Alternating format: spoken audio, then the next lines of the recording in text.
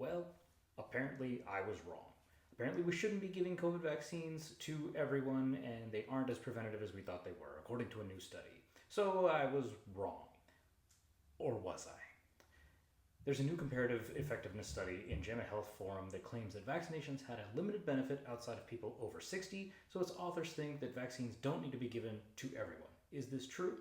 My name is Joe Thomas. I'm a hospitalist physician. I use social media to talk about public health, reproductive justice, and fighting misinformation, and I've been dealing with COVID misinformation for the last 5 years. All right, let's look at the source. The lead author is a man named John Ioannidis, a physician from Stanford who early on in the pandemic, April 2020, predicted that the US would see only 40,000 deaths.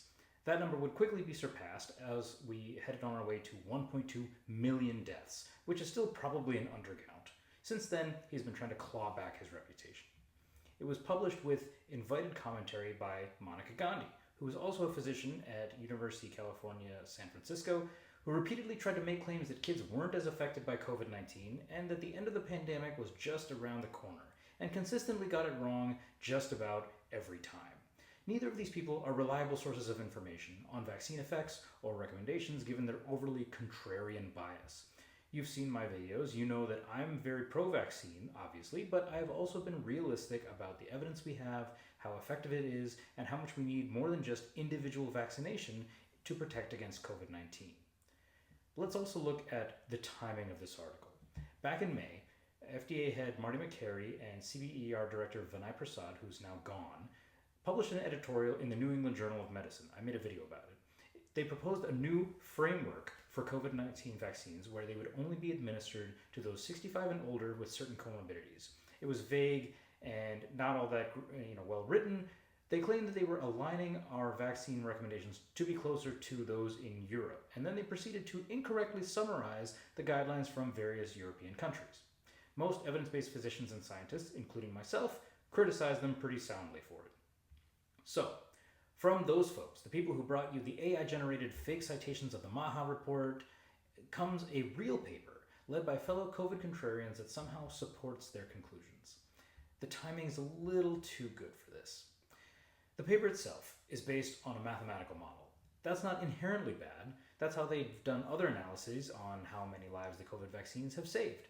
This isn't technically that different, except what matters is what you put into the model. This paper makes some iffy assumptions. Infection fatality rate is noted as quite low, well below 1%. I'll put some numbers up here, but basically it's well below 1%. However, Jean Fish, I'm not sure which one, I'm sorry, on Blue Sky did a great little analysis in a thread where they looked at John Ioannidis' paper from 2023 on infection fatality rate pre-Omicron. And all of the data points show an infection fatality rate greater than 1%. Applying the estimates in this 2025 paper, she notes that the studies from which they pull the IFR use COVID deaths from broad international databases, likely greatly underestimate death numbers due to significant underreporting. She compared those to individual national registries that might have been more accurate. So, the bottom line is, if you're dramatically reducing the IFR of COVID, the infection fatality rate, that is definitely going to dramatically decrease the number of lives saved. Bad number in, bad number out. The other major flaw that persists, which is part of every COVID contrarian's analysis, is death is not the only bad outcome. Say it again with me. Death is not the only bad outcome.